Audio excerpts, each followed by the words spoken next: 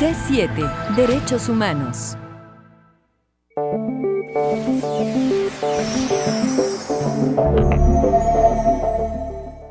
Muchísimas gracias por estar con nosotros compartiendo este viernes, este fin de semana de romería. Estamos listísimos, por supuesto, para transmitir a ustedes un tema más en relación a los derechos humanos. Como todos los viernes, me acompaña Mafalda Aguario. Mafalda. Como todos los viernes, es un gusto, Trini, estar aquí con ustedes en C7 y compartir la información más relevante en materia de derechos humanos, lo que se está haciendo desde la Comisión Estatal de Derechos Humanos, pero también desde las organizaciones de la sociedad civil, porque afortunadamente aquí en Jalisco hay muchos organismos civiles dedicados a la promoción y a la defensa de los derechos humanos, así que nos complace darles cabida a ellos en este espacio, que vengan a invitar a la población en general a que se unan a esta causa o bien desde su trinchera sigan impulsando la defensa de los derechos humanos. Así que hoy vamos a hablar de uno de ellos, un grupo, una asociación civil que se está dedicando a la salud mental.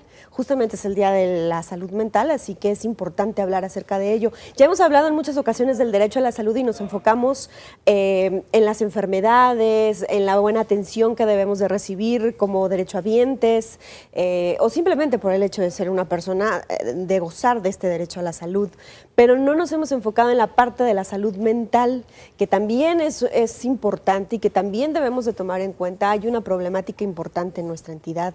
Entonces, bueno, pues vamos a ver qué tal con esta situación.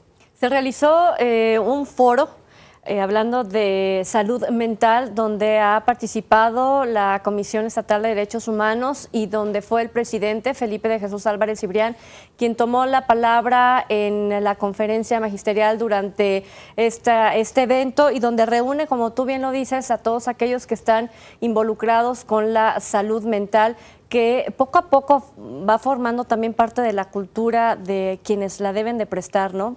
Por ejemplo, hablábamos hace un momento, el día de mañana es el Día Mundial de las Enfermedades Paliativas o del tratamiento paliativo a enfermedades crónicas o degenerativas o terminales cuando provocan mucho dolor. Cómo los servicios de salud tienen que no solamente aplacar, atenuar este dolor y hacer enfrentar la enfermedad con mayor calidad, ¿no?, a las personas, sino que también cada uno de los doctores o de las personas que están en la especialidad de atender a los enfermos, pues tienen que capacitarse para poderlo hacerlo con calidad y darles mejor salud mental a todas estas personas. Además, hay otra situación, Trini, que rodea al derecho a la salud mental, que es el estigma.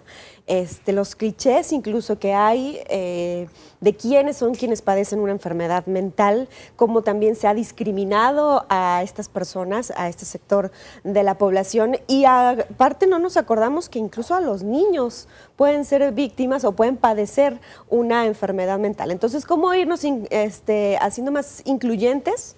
Esa es una manera, una de las cosas que vamos a platicar más adelante. Pero por lo pronto, Trini, vamos a ver la agenda del Ombudsman, las actividades públicas de la Comisión Estatal de Derechos Humanos.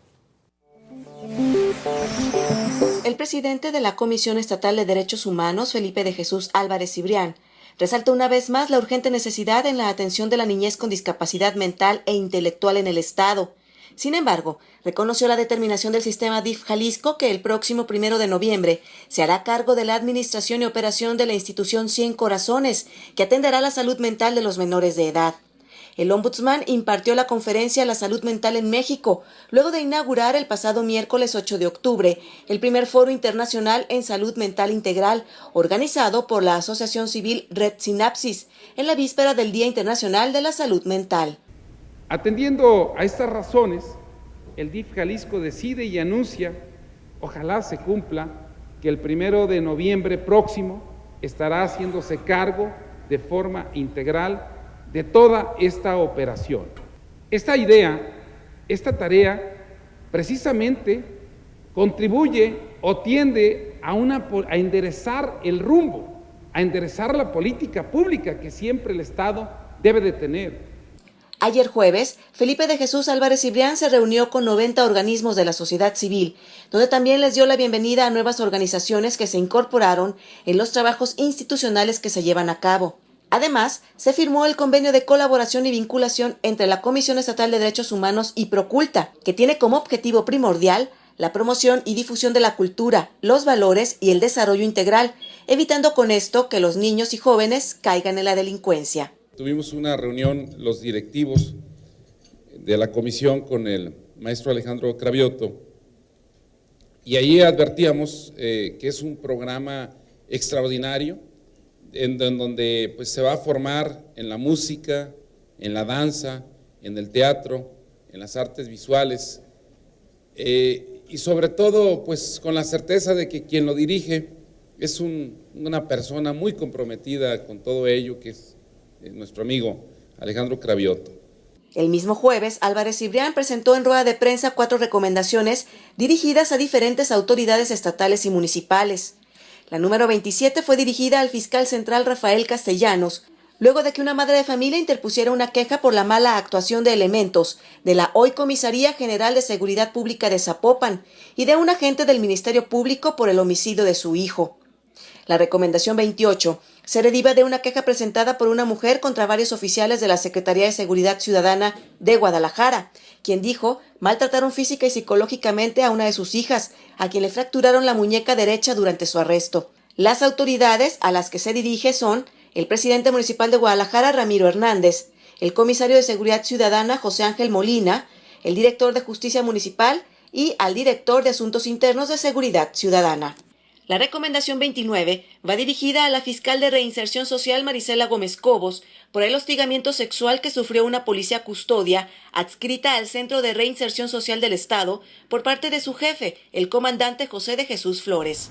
Como parte de la investigación, este organismo solicitó el auxilio y colaboración del Instituto Jalisciense de Ciencias Forenses para que se le realizara una evaluación psicológica a la víctima y emitiera el dictamen correspondiente, mismo que confirmó que sí presenta afectación en su estado psíquico y emocional, que es compatible con la sintomatología característica en personas que han sufrido algún tipo de agresión de carácter sexual. En el dictamen se sugiere que la agraviada reciba atención de algún especialista como parte del proceso de rehabilitación, reelaboración y readaptación ante los sucesos que le infligieron el daño. La recomendación 30 es dirigida al secretario de Salud en el Estado, Jaime Agustín González Álvarez, luego de que una mujer interpusiera una queja a favor de su fallecida madre, en contra del personal médico y de enfermería del Instituto Jalisciense de Cirugía Reconstructiva, en donde perdió la vida por acciones de negligencia e imprudencia, luego de practicarse una cirugía de párpados. De lo investigado por esta comisión se advierte también que el Instituto Jalisciense de Cirugía Reconstructiva carece de una unidad de cuidados intensivos y de ambulancia para el traslado de pacientes que requieran una atención más especializada. Además, es indispensable que en el piso de hospitalización exista el equipo necesario para los pacientes en paro respiratorio. Este organismo sostiene que la violación del derecho a la protección de la salud, con las consecuencias que en este caso se dieron, merece una justa reparación del daño como acto simbólico y elemento fundamental para crear conciencia del principio de responsabilidad. Las autoridades a las que se dirigieron las recomendaciones cuentan con 10 días hábiles a partir de la notificación para que informen sobre su aceptación. En el último bloque vamos a hablar precisamente de una de esas recomendaciones que hizo la Comisión Estatal de Derechos Humanos, de las que ya le hablábamos durante este espacio noticioso de sus actividades. Pero antes de entrar a esa recomendación, hablaremos precisamente de esta asociación que reúne precisamente a otras más para hablar de salud mental. Así es, vamos a la pausa y regresamos.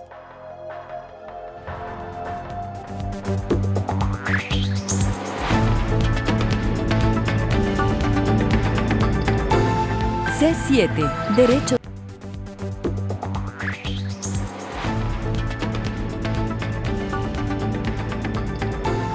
C7, Derechos Humanos. 3030-5307, el teléfono que ponemos a su disposición. Vamos a conocer qué hace esta asociación civil y hasta qué punto puede usted obtener ayuda. Mafalda, pues ya está con nosotros nuestro invitado. Exactamente, vamos a hablar acerca de la salud mental y de todo lo que se desprende del derecho a la salud enfocado justamente en esta área. Está con nosotros el licenciado Gaspar Ochoa Jasso, que es el presidente fundador de la Asociación Civil Red Sinapsis. Muchas gracias por estar con nosotros, bienvenido. El agradecido soy yo, Mafalda, y en especial a la Comisión Estatal de Derechos Humanos de Jalisco, que preside el doctor Felipe de Jesús Álvarez Cibrián, que no es en esta ocasión la primera vez que nos ha apoyado, lo viene haciendo desde hace varios años y especialmente en el foro que organizamos anualmente, pues ya tenemos 4 años. Hemos ido avanzando en los escenarios y en la resonancia que se puede tener en general en la sociedad, y pues lo que tratamos es de dar a conocer la importancia de la salud mental, que creemos nosotros que es un tema y un eje transversal y que por circunstancias muy complejas no se le da la debida importancia y es también desconocido en muchas ocasiones. ¿Cuál es el principal objetivo que tiene la asociación hablando de derechos humanos? Bien, nosotros tenemos 3 ejes temáticos. El primero es salud y desarrollo mental. El segundo es personas con discapacidad, porque dentro del lado oscuro de la salud mental hay personas con discapacidad mental, que por cierto es la más temida, es la más discriminada y es la más estigmatizada. Entonces, no quisimos enfocarnos exclusivamente a las personas con discapacidad mental, sino a todo el conjunto de las personas con discapacidad, porque ellos están en una situación de vulnerabilidad y eso les hace ser más vulnerables al estrés y a todo lo que nos rodea dentro de este entorno que todos estamos, pues ya no sé si decir viviendo o padeciendo, ¿verdad? Pero la velocidad a que nos lleva vertiginosamente las labores cotidianas y salir a trasladarse de un lugar a otro, pues ya eso es difícil para una persona en circunstancias normales, pudiéramos decir. Para una persona con alguna discapacidad, pues simplemente transitar por las aceras, ¿verdad?, en donde muchas veces parece una carrera de obstáculos para uno, pues para una persona en silla de ruedas con discapacidad motora, pues es tremendo, ¿no? Claro. Sin embargo, hay testimonios de vida, y son algunos de mis compañeros, que ellos han superado ese tipo de situación y son lo que se ha dado en llamar ahora personas resilientes, que tienen la fortaleza, no tanto la física, sino la del corazón, la fortaleza del corazón. Hablaba de 3 vertientes: salud, discapacidad, y nos faltó una más a la que se Bueno, dedica la el última resto. es derechos humanos. Derechos humanos, porque es esta la plataforma en la cual nosotros podemos hacer valer los derechos de las personas que no tienen la salud mental para que se les dé la atención debida, y de las personas con discapacidad también, que en general muchas veces no están bien atendidas. Hablaba también del aspecto de la discriminación. ¿Cómo estamos, por ejemplo, en una sociedad como la de Jalisco con respecto a la atención que reciben las personas con alguna enfermedad mental? Bueno, mira, pensamos nosotros que la discriminación es mucho más significativa en el caso de las personas que tienen trastornos o enfermedades mentales graves. Esto llega incluso a la autodiscriminación de las propias familias. Un caso: a una persona que tiene diabetes no le da vergüenza decir que tiene diabetes, ni a sus familiares tampoco. Pero a una persona que tiene un familiar con una enfermedad mental grave, lo oculta, incluso entre la propia familia. Y conozco casos, porque me ha tocado participar en grupos en donde se dan cursos y los propios familiares así lo mencionan. Esto se debe a la ignorancia, al temor, pero más que todo a razones ya no tanto ancestrales, sino atávicas. A las enfermedades mentales graves, en general, se les llama locura. Y la locura es algo muy temido, muy desconocido, y que eso hace que no se hable, es un tabú. Es un tabú. Por eso nosotros estamos hablando de la salud mental, de lo que es necesario para la salud mental y el desarrollo de la mente también. Le voy a poner un ejemplo a la gente que nos escucha y nos ve, que muchos pueden caer en este error. Cuando vemos un indigente que va hablando solo, ¿no? Que va todo sucio por la calle, que va de hecho oliendo a veces alcohol, etcétera, y que va él haciendo su vida, su discurso. Todo el mundo le llamamos el loquito, mira, ahí va loquito, ¿no? El loquito de la colonia, etcétera. Las personas indigentes tienen derechos, ¿no? Y solamente por ser indigente. Ahora, ellos padecen una enfermedad mental. ¿Qué se hace en este sector vulnerable?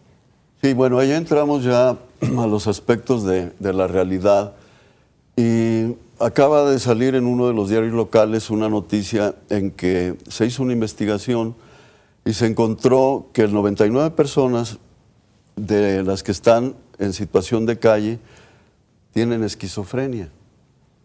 Esto quiere decir que ya sus familias ya no pudieron tenerlas, y muchas veces por motivos económicos, pero una persona así hace que toda la familia se haga disfuncional.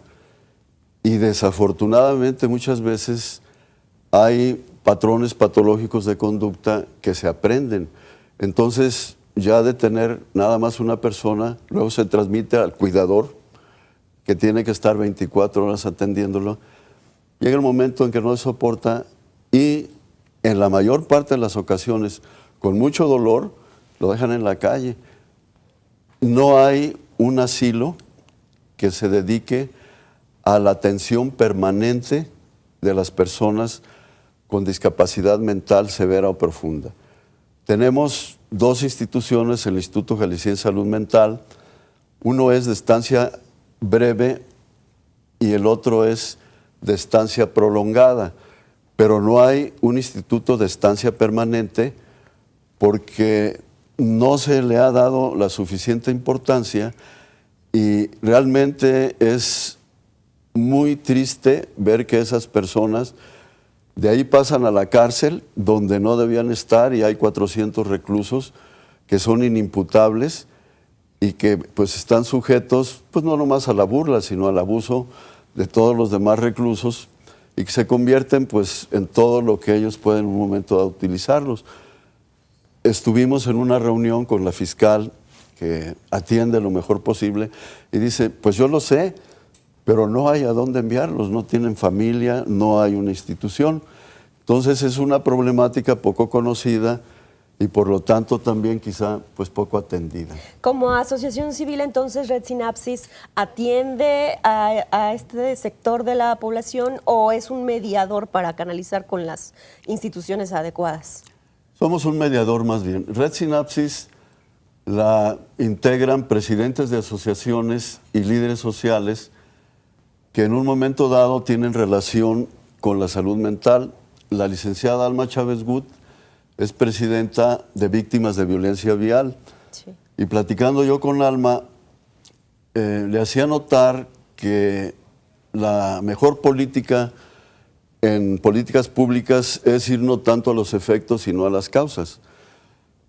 Los dos temas del foro fue violencia de adicciones, pero se sitúa la violencia, digamos, geolocalizada, violencia familiar, violencia vial, violencia en la escuela, violencia sexual, violencia infantil, pero no se piensa que es la persona violenta la que se traslada por todas esas partes, y que un niño violento que sufre bullying o que bulea, por decirlo así, perdón por la expresión, si no se le atiende debidamente, va evolucionando cada vez a mayores situaciones de gravedad, pudiéramos decir, y eso tarde o temprano está comprobado, hace que un adolescente puede ser psicópata o sociópata. Pero no se ve que esa es la causa de la conducta. Un hombre golpeador, una mujer golpeadora, porque también hay violencia de la mujer hacia los hijos o hasta la misma pareja, ¿ya se puede tratar como una enfermedad mental? No como una enfermedad, pero sí como un trastorno de la conducta. Y ahí lo que nosotros estamos impulsando es la psicoeducación, que es muy poco conocido el término, porque no se da psicoeducación en nuestras escuelas, y eso debe empezar desde las edades más tempranas para enseñar a los niños a controlar sus emociones. La agresividad es una emoción. Entonces, si no se aprende cómo controlar, porque no es fácil, y esto debe ser desde la infancia, pues las personas van creciendo sin tener el control emocional adecuado, más en esta época tan difícil, tan compleja, en que ya la violencia está inculturizada y se da muchas veces en relación también con aspectos que tenemos muy preocupantes, como ha sucedido, por ejemplo, este lamentabilísimo hecho en el estado de Guerrero. Y eso nos alarma, pero no relacionamos cuáles son las causas y las causas profundas. Cuando la violencia llega a inculturizar ya una sociedad, una comunidad, ahí es un problema multifactorial y que culturalmente hay que irlo en un momento dado haciendo cambiar. Bien, tenemos que hacer una pausa, pero después de ella regresamos para profundizar en este tema y de qué manera podemos hacer que esta ideología permee en la sociedad para notar estos cambios que requerimos. Vamos a la pausa y regresamos. Me llamo Ricardo Limón y me gusta que me diga Ricky. Soy actor de teatro, me gusta salir, me gusta el fútbol, también me gusta bailar, me pone contento, me gusta la vida y prefiero vivir día tras día. Soy independiente y nunca te imaginas qué tanto cosas que hago yo. ¿Sabes cuál es mi único problema? La discriminación. Derecho a la igualdad. Derecho al libre desplazamiento. Derecho al desarrollo social.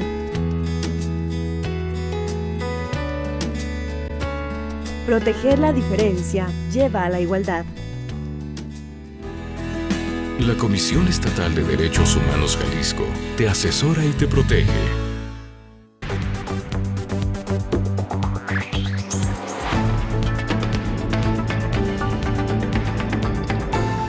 C7, Derechos Humanos.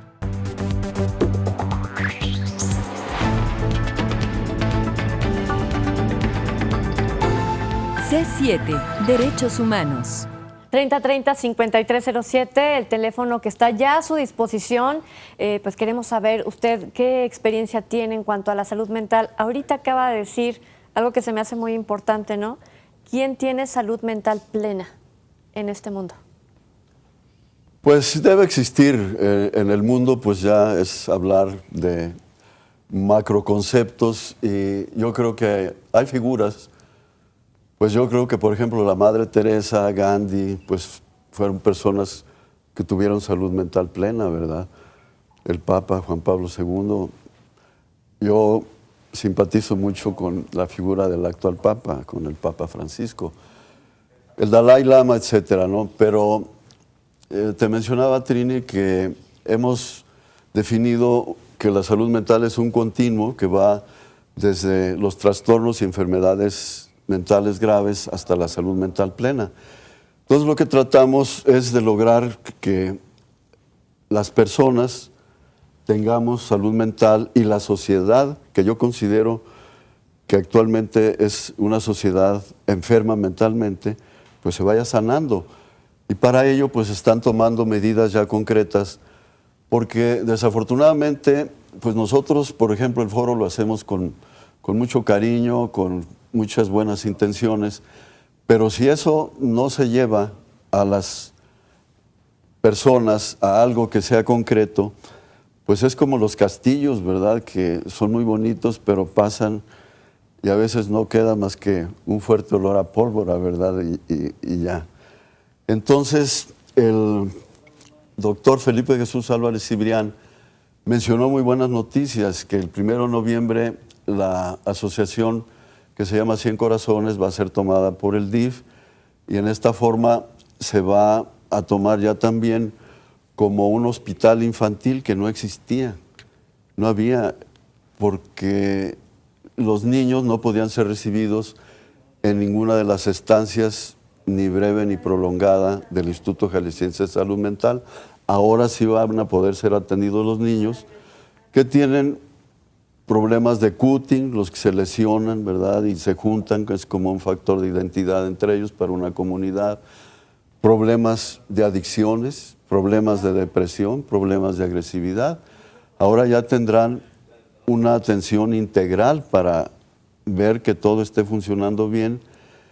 Y pues nada más nos harían falta la comunidad donde estoy inscrito, y pues me interesa también personalmente, que es la de adultos mayores, porque los adultos mayores tienen un límite para ser aceptados en cualquiera de las estancias que existen.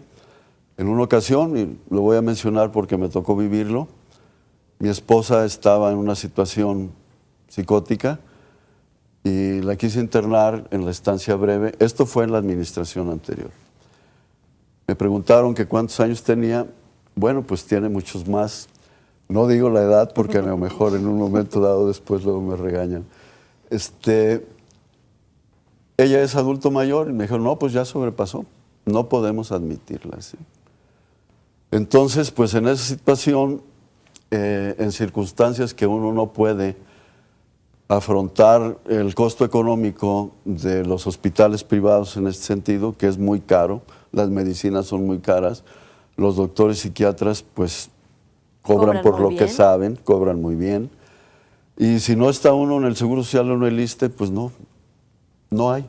No hay otra forma. No hay. Y hay que buscar las asociaciones civiles. buscar. ¿Cuántas asociaciones están agrupadas? Alrededor en la de red? 20 está Víctimas de la Violencia Vial, Sendero a la Vida, que trata adicciones con el licenciado Javier Ramón Rodríguez Sanguís, que pues es un experto en el tema. Está el licenciado Luis Francisco Álvarez del Castillo Moreno, con la Fundación Mejoremos a México, y otras más.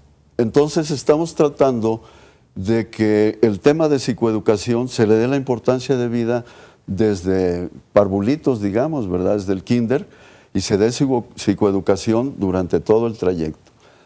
Y también que una vez que se detecta un trastorno, se le dé psicoterapia.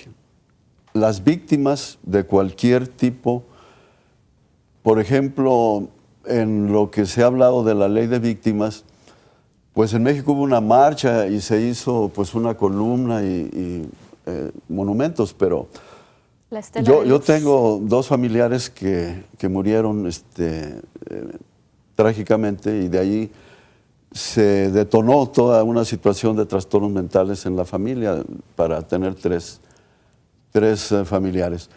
Entonces, pues las personas que ya no están aquí, pues están descansando, gracias a Dios, pero los que sí estamos aquí, se necesita que se les atienda integralmente y no nada más que se considere que todo se puede ser cubierto con un cheque, ¿verdad? Tú perdiste a tu hijo, tú perdiste a tu esposo, a tu esposa.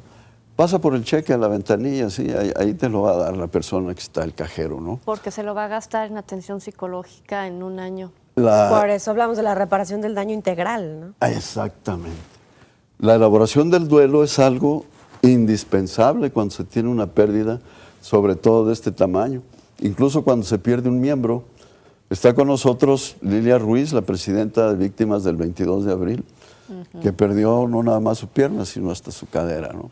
Entonces habría que preguntarles a ellos qué sintieron cuando en un momento dado no hubo una institución o asociaciones que les ayudaran a llevar la elaboración del duelo para poder recuperarse y volver a hacer un proyecto de vida, porque se le acaba a uno. Y se la acaban. O sea, hablamos de que la sociedad, la oportunidad de trabajo, la oportunidad de desarrollo te está acabando. Si fuéramos un país con un desempeño completo en la protección, en el darle cabida a la gente con discapacidad, pues no habría ningún problema. Pero lo que pasa es que somos los primeros en discriminar. Así es. Es muy difícil que una persona con discapacidad entre a trabajar, y esto pues repercute en la cuestión económica, que de por sí ya está afectada. Entonces, en ese sentido también nosotros estamos impulsando el emprendurismo social junto con el INAES, con el licenciado Julián Orozco González, que es Economía Social, para que se les dé la oportunidad de que ellos puedan tener una cooperativa, que puedan tener algo relacionado. Estamos hablando entonces también de un gran reto que enfrenta la sociedad mexicana, la jalisciense también, cómo poder recomponer a quienes han sido víctimas directas o indirectas por la situación que vivimos actualmente y además ser una sociedad más incluyente con quienes padecen un trastorno o alguna enfermedad mental. Desde luego, Mafalda. Tú lo acabas de definir muy bien. Es un reto el que tenemos y necesitamos convertir la sociedad de Guadalajara en una sociedad incluyente. Y por ahí tenemos un proyecto que esperamos poderles presentar en el futuro para que Guadalajara sea la primer ciudad incluyente en México y quizá en América Latina. Está de veras de llamar la atención en cuanto a los objetivos y pues necesitamos el apoyo de los organismos gubernamentales, desde luego la Comisión Estatal de Derechos Humanos, los medios y la sociedad en general. Esto nos puede adelantar un poquito en qué va ahorita, se está escribiendo aún las pautas. Lo tenemos apenas en blanco y negro, se lo queremos presentar al ingeniero Ramiro Hernández para que en un momento dado pues lo vea, lo corrija, lo aumente y pues nos apoye haciendo que por etapas y gradualmente Guadalajara vaya teniendo accesibilidad universal. Esto hará que poco a poco en la sociedad nos vayamos fijando en que hay otras personas que tienen necesidades diferentes y que requieren que nosotros las tomemos en cuenta porque muchas veces son invisibles para nosotros. Entonces la tirada es Guadalajara. Ay, esta prueba va a estar interesante. Licenciado, antes de que se nos termine el tiempo, ¿cómo estamos en materia legislativa para promover y garantizar el derecho a la salud mental? En general se ha ido avanzando. Los señores diputados cada vez tienen más conciencia y hay una ley de víctimas, hay una ley de salud mental, se han hecho leyes siguiendo muchas veces modelos federales. Pero uno de nuestros objetivos es tener un observatorio que queremos llamarle de letra viva, porque los abogados sabemos que muchas veces lo que está escrito en la Constitución es lo que se llama letra muerta, no se cumple, y muchas leyes desafortunadamente no se cumplen. Entonces están muy bonitas, se leen, y uy, mira qué bonito dice aquí, ¿verdad? Pero luego no hay una evaluación. Necesitamos ver la efectividad en el cumplimiento de las leyes. Eso es lo verdaderamente importante para cualquier persona y para la sociedad en general, porque pues los libros en un momento dado pues no, y aparte pueden no ser leemos. muy bonitos. ¿No? Aparte no leemos. ¿Para qué lo queremos también? Aparte no leemos. Aparte no leemos. Entonces Aparte no hay no acceso a toda esta información que es vital para tener una mejor sociedad, una mejor ciudad. Tenemos que irnos a la pausa y tenemos que despedir al licenciado Gaspar Ochoa Jasso, que está pendiente entonces que regrese cuando presente este proyecto a Guadalajara. Aquí lo esperamos. Desde luego que sí, como no, Trini, yo agradecido contigo, con Mafalda, con el Canal 7, que es Industria Creativa, y ya platicaremos sobre cómo impulsar la creatividad en los niños para que puedan, una vez que crezcan, tener la ciudad creativa digital. Pónganos a trabajar, estamos nosotros contentos y dispuestos, por supuesto, esta es su casa. Muchísimas Vamos a ir a la gracias. pausa, ¿sí? Y regresamos. Gracias.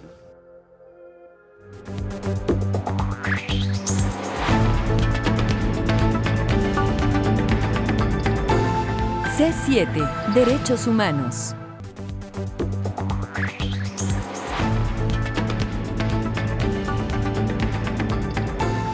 C7, Derechos Humanos.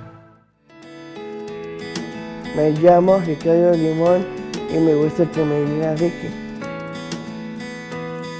Soy actor de teatro, me gusta salir, me gusta el fútbol, también me gusta bailar, me pone contento, me gusta la vida que prefiero vivir día tras día.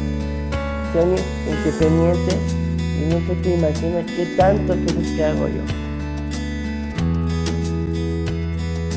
¿Sabes cuál es mi único problema? La discriminación. Derecho a la igualdad. Derecho al libre desplazamiento. Derecho al desarrollo social.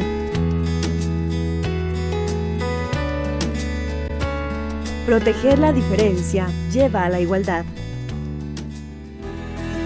La Comisión Estatal de Derechos Humanos Jalisco te asesora y te protege. De las últimas recomendaciones que ha hecho la Comisión Estatal de Derechos Humanos, hay una que es para la Secretaría de Salud. Exactamente, una negligencia médica. Está con nosotros el cuarto visitador general de la Comisión Estatal de Derechos Humanos, el maestro Arturo Martínez Madrigal, el encargado de esta recomendación, desde donde se investigó y se proyectó la recomendación número 30 de la Comisión de Derechos Humanos. ¿Cómo está, maestro? Muy buen día. Muy bien, gracias, Mafalda. Muy buenos días, Trini. Muy buenos días. Gracias por la invitación. Y bueno, efectivamente se trata de la recomendación número 30 que se emitió el día de ayer. Más bien al día de ayer se dio a conocer, pero se suscribió ya hace algunos días. Y tiene que ver con un caso de negligencia médica que ocurrió en el Instituto de Cirugía Reconstructiva, el Instituto Jalisciense. Resulta que se trata de una señora que acudió a una cirugía programada, una cirugía de párpados. Esta señora acude alrededor del mediodía, se le interna en piso y aproximadamente a las 2:40 de la tarde, pero quiero precisar con toda claridad que ella desde que se internó presentaba la tensión arterial muy elevada y aún así se le traslada a quirófanos aproximadamente a las 2:40 de la tarde. En quirófanos pues se le trata de bajar la presión, controlársela, no fue posible, y se le regresa a piso alrededor de las 4 de la tarde, y es donde nosotros advertimos que ya hubo esa negligencia a partir de entonces, porque la señora empezó con mareos, con náuseas, taquicardia, y no fue posible controlársela, y en lugar de remitirla a un hospital que contara con los medios necesarios, sobre todo para terapia intensiva, porque el hospital desafortunadamente no cuenta. Ahí se le mantuvo a valoración, no se le realizó una vigilancia estrecha y resulta que alrededor de las 19:30 horas de la tarde cae en paro cardíaco la señora y desafortunadamente en el piso no se encontraba, no había equipo de shock y con puras maniobras se trató de resucitarla, no fue posible, la señora fallece alrededor de las 8:30 de la noche. Y bueno, estuvieron involucrados en estos hechos 4 médicos, 2 de ellos especialistas, uno en cirugía plástica, otro internista, y 2 médicos residentes en la especialidad de cirugía plástica y reconstructiva. Y bueno, se tuvo que emitir la recomendación, fue un asunto que, pues, como todos los de negligencia médica, lamentable, porque finalmente pues, se trata de la vida de una persona. ¿Cuáles fueron los puntos recomendatorios, maestro? Bueno, en general podemos precisar el principal que nosotros estimamos pues, el relativo a la reparación del daño de manera integral por parte de la Secretaría. La recomendación fue dirigida al Secretario de Salud, donde se le pidió efectivamente la reparación del daño. Y bueno, durante la investigación también como les decía, se advirtió que no se contaba con equipo para controlar ese tipo de emergencias en piso. Se le pidió, en otro punto recomendatorio, se le pidió que se contara con ese equipo ahí en el piso y que además se contara con ambulancia, porque una de las razones por las que al parecer no se le trasladó a otro lugar fue porque se carecía de ambulancia en el hospital.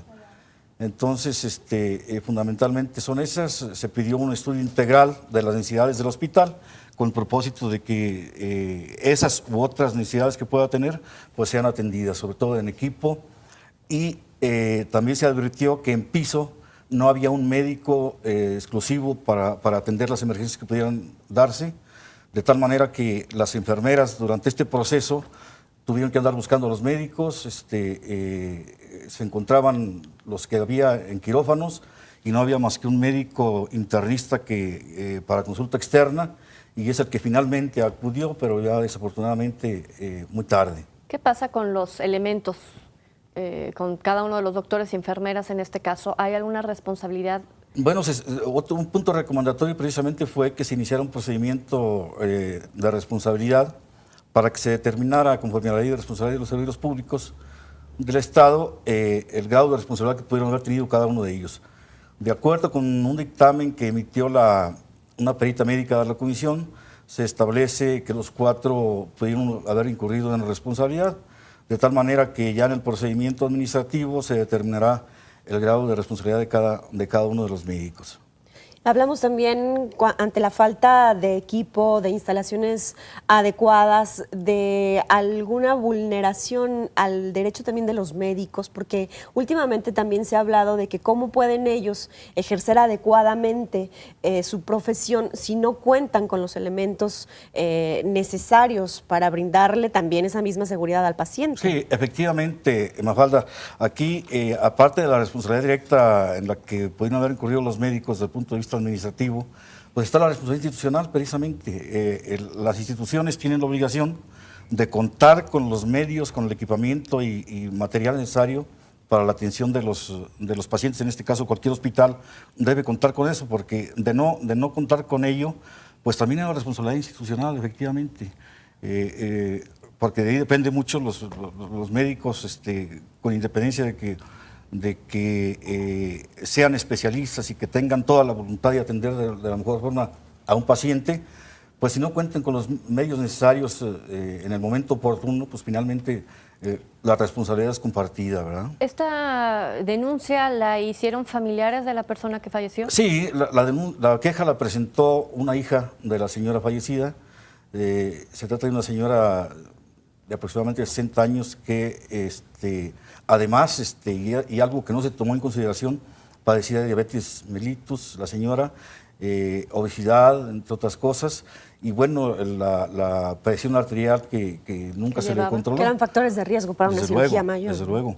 Y es lo que, desde nuestro punto de vista, no fue valorado adecuadamente por el personal médico, porque finalmente, aunque el hospital en ese momento no tuviera, que no cuente permanente con una ambulancia, se puede solicitar, hubo tiempo suficiente para su traslado a un lugar de tercer nivel donde se contara con área de cuidados intensivos que probablemente le pudo haber salvado la vida a esta señora. La reparación del daño para los familiares va a consistir también no solamente en una reparación económica. No solamente, siempre la reparación del daño que solicita la comisión lo hace conforme a la Ley General de Víctimas y se trata de una reparación integral que tiene que ver efectivamente no solamente con lo económico, sino que también con atención psicológica a los familiares.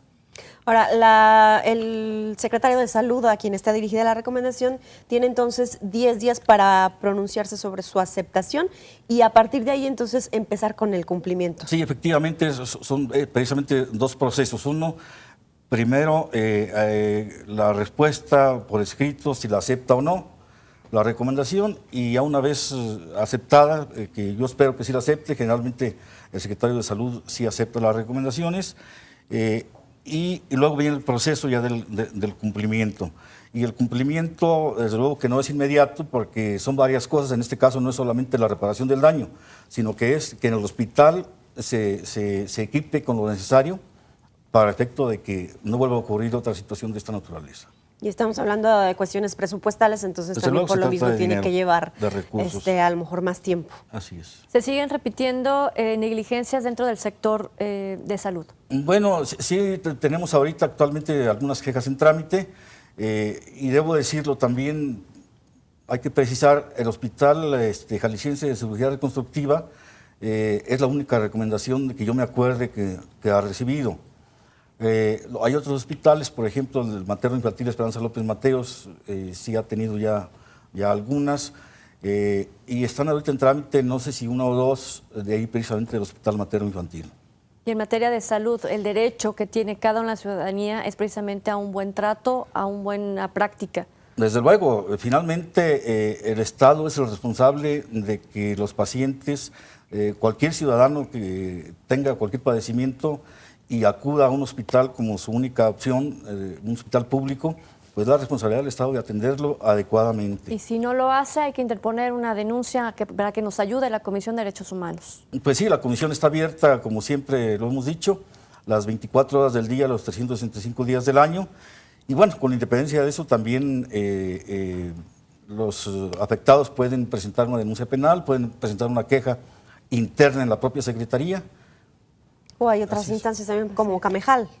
También acudir ¿verdad? a la Camejal, que también es otro organismo para la atención de este tipo de asuntos. Bien, el número de la Comisión Estatal de Derechos Humanos es 3669-1100 y 1101 para que si usted ha sido víctima de una posible violación de derechos humanos pueda comunicarse en las 24 horas del día, los 365 días del año. Ya lo hemos dicho, está a su disposición la atención de la Comisión. También lo puede hacer vía internet en www.cedhj.org.mx o bien vía las redes sociales, en Facebook, Comisión Estatal de Derechos Humanos, y en Twitter, CEDHJ.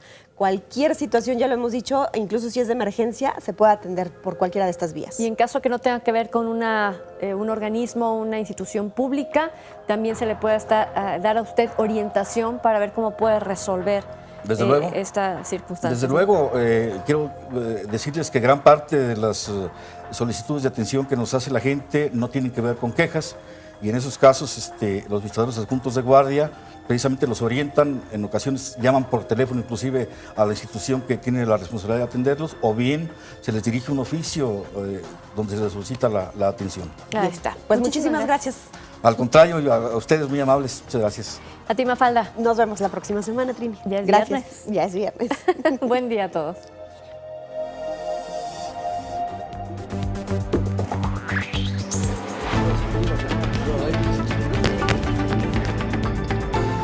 C7. Derechos Humanos.